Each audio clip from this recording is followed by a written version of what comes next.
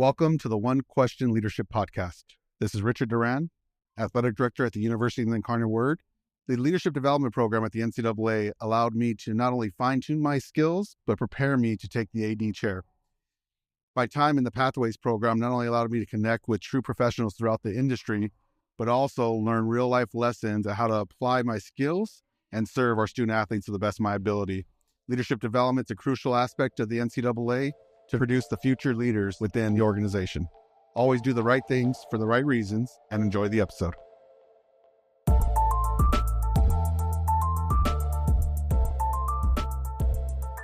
Greetings, this is Ty Brown and welcome to One Question, where we highlight executive leaders in college athletics. Our guest today is Dr. Christy Glass. Christy is a professor of sociology in the Department of Sociology, Social Work, and Anthropology at Utah State University. Greetings, Christy. Thanks for joining us. Thank you, Ty, for having me.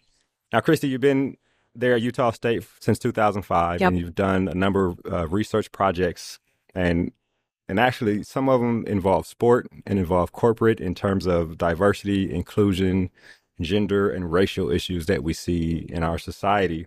One of the projects you've done is about the glass cliff. Yep.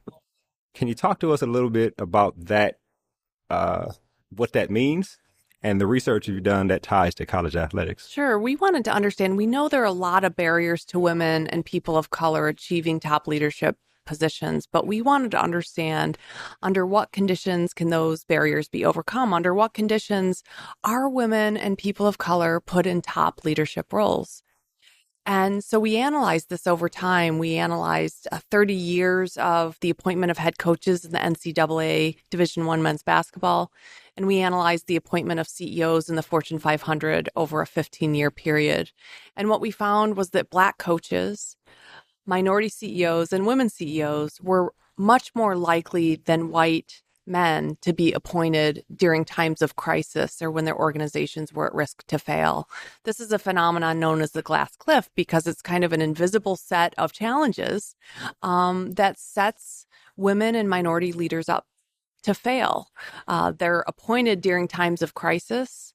They're expected to dig their companies or their organizations out of crisis. And if they're not able to do that in a really short time, we find they're replaced by white men, a phenomenon we term the savior effect. In other words, you're given this one high-risk chance to prove yourself. And if you can't do that really quickly, we're gonna blame you for the crisis, and then we're gonna replace you. Right. Yeah, that study is interesting. In terms of coaches, I worked for a long time with the American Football Coaches Association, and when you talk about Black coaches and an opportunity comes and you're weighing whether or not to take the opportunity, there are a number of different factors. You're like, well, this is an opportunity, That's head right. coaching opportunity, to take, especially if it's at the FBS level. But then you're also thinking they may be in a bad state now, and that's where your ego kicks in. Yeah. Like, you know what? I think I can fix this problem Yeah. here. But what you're saying is, you're going into a losing situation, and if you lose, I know specific football, and your research may show in terms of basketball, that may have been your only shot at a head coaching position. That's right. It's very interesting. Yeah, the research you're we're doing. asked, so why would individuals accept these offers? And I think you nailed it, Ty. The fear for women and people of color is another opportunity like this might not come along. This may be my one shot to prove what I'm capable of. And whereas, white coaches or white executives may have the luxury of turning these high-risk crisis jobs down. But what's really interesting about our research is that for those folks who do make it to the top, including in glass cliff situations, they're often highly skilled and prepared to actually do the job and to do the job well. So we've been pretty amazed at the ability of individuals to come into those situations. And those situations, when you come into a losing team or when you come into an organization in crisis, that only increases the visibility, the scrutiny, the performance pressure that you face. And we've been amazed at how skilled many of these glass cliff leaders have been in actually successfully navigating their organization out of crisis. And to me, this speaks to the fact that these individuals, maybe crisis is the silver lining of the glass cliff is that it actually gives these extremely talented leaders an opportunity to prove what they can do. To show off the talents they do have, right? Now, you just gave a presentation. In your presentation, you talked about how leaders can emphasize inclusion, right? Emphasize diversity and emphasize inclusion when putting together their staff or when hiring or when developing a culture for the organization. I wonder, does some of your research give recommendations for how leaders can do that? And some of the things you talked about there in your presentation. Yeah, for me, the fundamental question is about talent. How can organizations be making sure that the most talented individuals, regardless of race or gender, are rising to the top? Okay. Our organizations are better when talented people don't face barriers to mobility. So I'm really concerned about what organizations can do to actually increase opportunity for really talented leaders who are women and people of color. And a couple of the strategies are, make sure that you're relying on objective evaluation criteria. Too often in our organizations, we're going with our gut. We're going, just kind of an abstract, subjective notion of fit, or we're just relying on people within our own networks to recommend candidates for a job opening. And what we do when we do those, when we don't rely on objective criteria, is we're systematically cutting out or disadvantaging some people who could be really transformative in growing our organization. So start with, making sure that when you're evaluating, recruiting and evaluating, promoting people, you're using objective, rigorous evaluation criteria, and you're applying the same criteria to all your candidates. The other thing is, one thing that really is known to really change organizations is being transparent about where you're at. So looking at where you are in terms of recruitment, hiring, and promotion, identifying those areas where you could be doing a better job, create a timeline, be transparent with others in your organization about what your priorities are, make a timeline, and make sure people are accountable for actually, having success within the timeline. Right. Now, I've talked to a lot of athletic directors and a lot of leaders, and they talk about hiring for culture or hiring to fit. And one of the things you mentioned up there was don't hire to fit. Yeah. Or if you do, make sure you define what fit is. That's Can you right. talk a little bit about that? Sure. We all trust our gut. The problem is when we all trust our gut, we tend to make mistakes. We tend to make errors. We tend to see the world through our own assumptions and biases and stereotypes. So the more we can create evaluation practices that rid us of that. And fit is one of these really tricky things where I hear it all the time in hiring committees and all the time in organizations. But what you mean by fit may not be what I mean by fit. And what none of us may agree on what we actually mean by fit, but we're all using the term fit to mean something. So I think organizations are strengthened when we actually have to define what we mean by fit. And when we have those conversations, we start to identify those skills, those experiences, those abilities that really matter for strengthening our organizations. And if we can have those conversations and actually start to systematically identify what those criteria are that make somebody a fit to be successful in our organization, then we can hold every candidate up to that set of criteria. Then that criteria becomes measurable, becomes objective, becomes something that we've all agreed upon, right, as opposed to kind of a fuzzy, abstract sense. A nebulous yeah, term. Exactly. So I wonder the term fit. Well, recently over at Athletic Director, we published an article by Jen Cohen, who's the athletic director at University of Washington, and she talks about hiring for culture, right? So I'd imagine that in terms of knowing what fit is, if your culture is defined, yes, then the fit is someone who fits into this culture. That's right. Is that what you're saying? We all know culture really matters. Whether this is a good cultural fit for you or not can be the difference between somebody who's successful and somebody who's not successful. None of us want to hire somebody who actually disrupts the organization in a way that's not productive.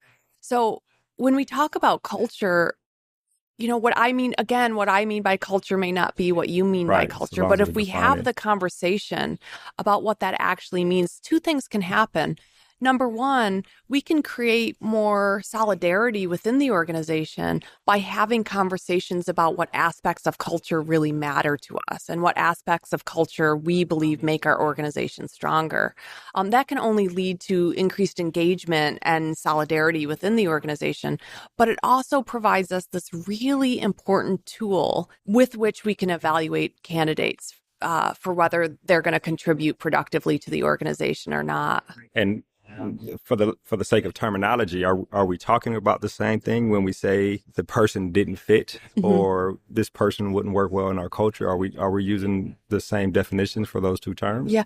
Well, if you and I sit down and agree about what culture means and how to measure it, then we can have a rubric and we can look at the same candidates, and we're probably going to rank the candidates the same because we're using the same evaluation criteria for the candidate. If, on the other hand, we haven't had the conversation, we haven't kind of enumerated what we mean by culture, and I meet with a candidate and you meet with a candidate, she may seem like a great fit for me and a poor fit for you, and then we're nowhere. Okay, so it does translate, right? Yeah, I think so. Culture and fit, it all translates. The key is make sure you understand how you're defined. Everybody needs to know how you're defined on the committee, whoever's doing the hiring, whoever's doing the evaluation and the filtering needs to understand what is the culture here. Yeah. So that it's not a nebulous term, fit or culture. And it boils down to what are those skills, experiences, credentials, characteristics that we have decided in advance of evaluating candidates that we believe are going to meet the needs of our organization. Okay, and I have two more questions here for you. One is specifically circling back to the the coaches. How should they? Well, I don't know if your research tells you this, but if somebody calls me about a job, coach, athletic director. How do I evaluate? I mean, if I look at it and say, they haven't won in a long time, they don't give any money, it's not supporting recruiting, I have to have 9 coaches instead of the full 10 or something along those lines. Like, how should they evaluate whether or not they should take it if this may be the only opportunity That's they right. get? Right. Well, I could speak to that a little. I've spent several years interviewing folks who've made it to the top under these kind of glass cliff situations, and I've talked to them, both CEOs of color and women, about how they understood that crisis moment, how they understood that job opportunity. And one of the things I've heard is really interesting. I've heard from minority executives and women executives that from the very start of their career, they were highly visible, but often they were highly visible for the wrong reasons. They were highly visible because they were different from the majority, and that they experienced a lot of scrutiny and a lot of hypervisibility and a lot of pressure because they stood out because of their race and gender. And so they decided early on in their career that they were actually going to pursue high-risk opportunities as a way to establish their leadership credibility. So what they told me is very early on, they decided they were going to keep going after these high-risk, high-reward opportunities, so that by the time they get the job offer, they're ready. They've led through crisis before. They've taken on high-risk leadership roles before. They have the skill set that's going to allow them to navigate that organization or that team through the dark, so to speak. The problem with that strategy is it's really high risk. So if you're appointed to the head coach of a losing team and you're the first Black coach that team's ever had, you're under the spotlight. Everybody's watching you, and everybody's going to watch you to see what you can do. And there are many aspects of leading a team that are out of your control. And so in a short period of time, if you're not able to turn that team around, it's not just, that was a bad team, it didn't work out. It's that Black coach may not have what it takes to be successful. I don't know if that person fits here. Yeah. And the risk is not just that you might lose this job. The risk is that might derail your career over the long term. Okay. Interesting insight. I have one final question here, and it ties to something you said in your presentation. If I am not in a leadership role, but I want to engage my supervisor or the people who are in leadership roles about, can we bring some more people here in this office that look a little different than everybody else? You talked about engaging management. Talk about that a little bit. Sure. And for people who may be listening who, aren't in a leadership role, but may not have influence, but they can possibly do something about it. And what is that engaging management thing? So there was a session yesterday, and they were talking about how conservative managers can be in protecting the status quo and doing things because they've done it this way forever. And middle managers can actually be some of the most conservative, hard to change pieces of the organization. And I think, the way to engage managers is to convince them of the costs of not being serious about inclusion. The benefits, by now, we have so much evidence that diversity and inclusion transforms organizations in ways that strengthen the organization. Organizations that have diverse leaders have stronger relationships with their communities, are more innovative, are more creative, have more diverse ties to suppliers and other organizations, are more equitable for all workers, are more sustainable, are more socially responsible. So the evidence of the benefits of this are so huge, which means that the costs of not getting serious about diversity and equity are also huge. So I think one of the ways to motivate managers is making sure they know what's at stake, making sure they know that to achieve their goals, they are not just limited, but actually significantly handicapped when it comes to actually moving their organizations forward, unless they can guarantee that they're recruiting, hiring, and promoting the most talented individuals. And the only way to guarantee that is to be really serious about diversity and inclusion. So how do you suggest engaging them? Yeah. Let me take that question a little deeper. If we are in an organization that is successful, right, and may lack diversity, or even if they are diverse, they don't include the inclusion part in terms of making decisions and having influence within the organization. How do you engage a manager if you're a leader or if you're someone who is supervised by this manager about the benefits of diversity, if their retort could be, we're very successful now. We don't need it. Exactly. So talk to me about that. So I have a couple strategies, and this is something that I've been trying to do at my own university. Tell your managers what your competitors are doing. One of the strongest motivators for change is copying the best practices of your competitors. We do it all day in sports, all the time. Absolutely. Especially in football. So do a little legwork and find out what some of your competitors are doing and say, hey, look what they're doing. If we could do this, we could be doing, we could be moving ahead. So constantly making your managers aware of not just what your competitors in your immediate environment are, but also other highly visible, successful organizations. So if you're in college football, talk about what the Spurs are doing, right? Talk about what Nike's doing, right? Be bringing those resources to your management, because most of the time managers are like the rest of us. They've got, they're just looking at the thing right in front of them. And if you're bringing strategies, best practices, ideas, comparing yourself to their competitors, you're doing them a favor because you're actually handing them strategies and tools so they don't have to be doing that research themselves. And it's not just lip service, right? That's right. These are what they're doing, and they're successful at it. And let them know what we now know about what the best organizations are doing. So even if you're successful now, imagine where we could be if we were serious about diversity. Imagine where we could be, not just now in the short term, but in the medium and long term, if we had a truly diverse leadership structure and we had the benefit of all of those perspectives. We were bringing all of those perspectives to bear on facing the challenges that we have. And let's not be content with where we are today. Yeah. Exactly. Well, Christy, this has been an excellent conversation. I really appreciate you joining us here on One Question. Thank you so much, Tai. That was Dr. Christy Glass. She's a professor of sociology at Utah State University. And of course, this is Tai Brown with One Question.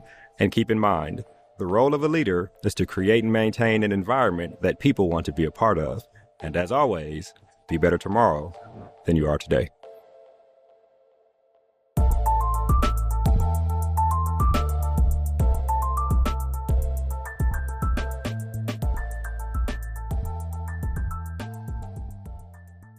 This episode of the One Question Leadership Podcast is produced by Spades Media Group, solving problems using creative leadership.